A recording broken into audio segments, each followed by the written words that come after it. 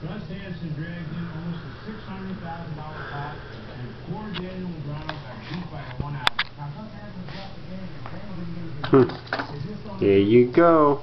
Daniel has been real on big poker, both on season 1 and on season 2 also. But he is lucky on the prop bets. The side bets that players make on every hand.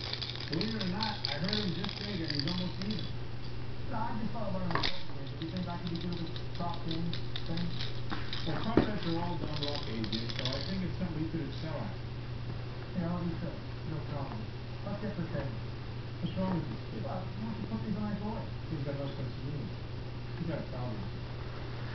There comes a familiar face with season 1, Jed Forrest. Don't take Gus Hansen's seat. And Gus is talking to the barmaid. He became very attractive after he won that $300,000 pot from Daniel Negreanu. Now Gus Hansen. Ted, I want to apologize to you. For what, Doc? I caught you in the national television. Yeah, I saw that. I didn't mean to do it. Okay, I got that. Usually keep that private. Usually keep that Mm.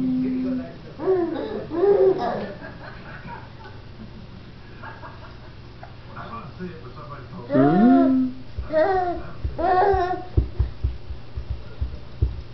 It's great to know that Doyle doesn't watch our show. Meanwhile, Doyle is racing 2,500 here. David Gray is called, and Eric Lindgren is called. Now comes Deuce 8-9. Eric Lindgren talks a big hand here. Here, 9 with an ace kicker.